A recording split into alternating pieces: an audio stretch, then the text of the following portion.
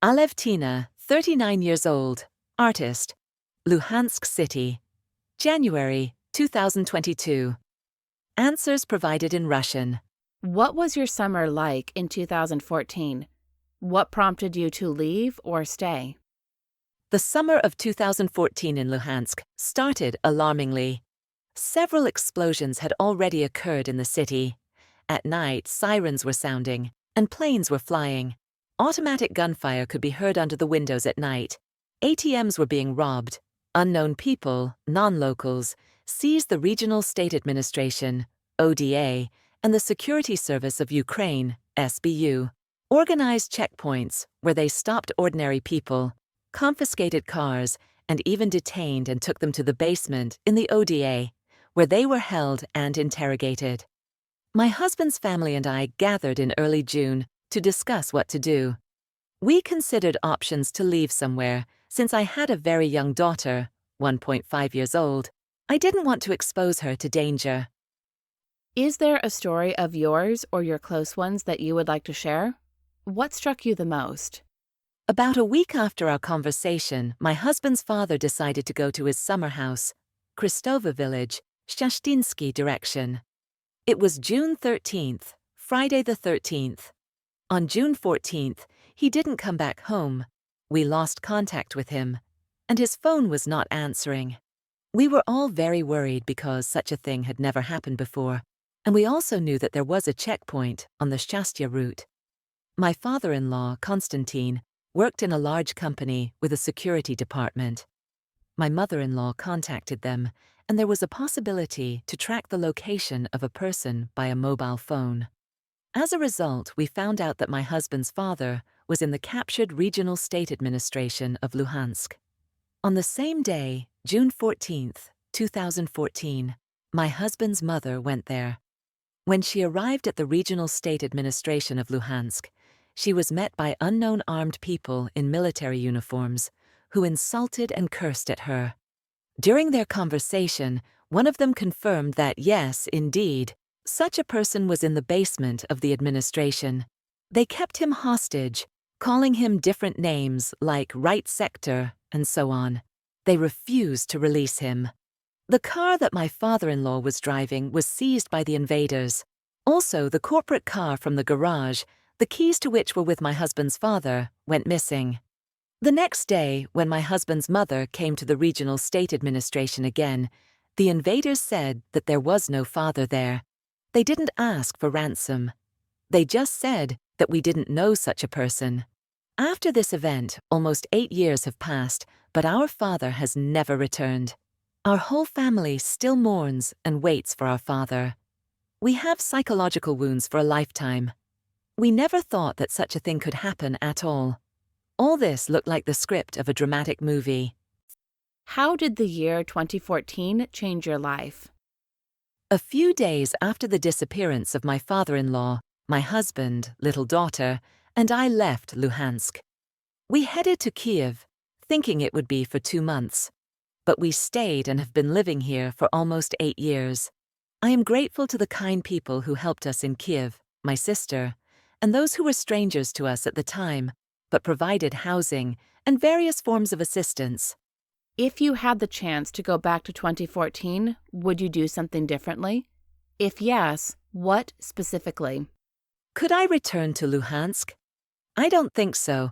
There is nothing left for me there that holds me. When I think about my hometown, all I feel is bitterness, pain, and tears in my eyes. If I had the chance to go back to the past, to June 2014, at that family meeting, I would insist that all of us, together with parents and children, immediately leave Luhansk. How do you feel about your life now? Do you have any regrets? Now I have no regrets, and I am happy that I did not stay in Luhansk. I live in a modern, developed European capital, Kyiv. I like it here. My husband and I work for a successful company, and our daughter goes to school. Here, I feel safe. Do you plan your future? If yes, for what term? I plan my future in Kyiv. It's challenging to plan ahead in our turbulent world, but still, I believe in a bright future. Love, peace, Peace forever. People, love each other, and our beautiful planet. January 2024. Answers were provided in Ukrainian. On February 24th, 2022, a full-scale invasion of Ukraine by Russia began. What was this day like for you? What were your feelings, and how did you react? On February 24th, 2022, my husband and I woke up to 2 explosions. My child and I felt nauseous, and we had no appetite. It was a working day. My daughter was supposed to go to school, but I had to tell her, "Sweetheart, you're not going to school today because a war has started." I was very scared. I called my mom. We didn't know what awaited us, what the situation was. My husband turned on the radio. We simultaneously listened to the radio, read the news from various platforms. My mind was racing. We tried to find out what was happening, what the current situation in the country was. It seemed like Russian soldiers with guns were already around the corner of our house, ready to shoot everyone. Then we went down to the basement. We didn't leave the house for 10 days. Were you forced to leave Ukraine, perhaps temporarily? If not, proceed to the next question. If yes, share your experience abroad. Were you in one country the whole time? Did you move to several countries? Did you have to learn a new language, adapt to a new profession, etc.? Where are you now? Do you plan to return to Ukraine when the military actions end? It was simultaneously scary and difficult, but I made the decision to leave with my child abroad. On March 6th, we left home, not knowing what awaited us or if we would make it. My husband stayed in Kyiv. At that time, he had already joined the territorial defense. We arrived in Liechtenstein, where we still reside. My daughter and I had to learn the German language.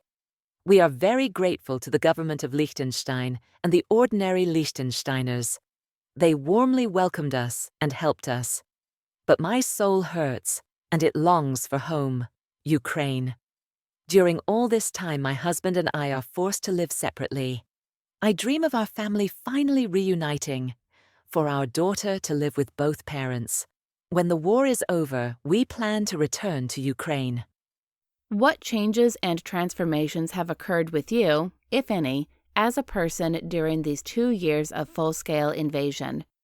At the beginning of the war, in the first days, we hoped that this madness would end quickly, as I couldn't believe that in the 21st century, in the modern world, such a thing could happen, when a neighboring country and your neighbors would come to kill you. But time passed, almost 2 years have gone by, and it is still happening. It's very sad, but we are holding on. In the early days of the war, I tried to find meaning in life for myself. It was very challenging psychologically. I experienced panic attacks in the middle of the night. If you could go back to 2014, would you do anything differently? I don't even know if I would change anything in 2014. I believe I did everything right for myself, the way I felt in my soul. Do you plan your future? If yes, for what term? How do you envision the future of Ukraine? At the beginning of the war, I planned my future for a maximum of 1 day, lived through the day, and thank God. But I understand that planning the future is important for my mental well-being now. I try to do that. I undergo psychological training and practices, engage in yoga. It helps.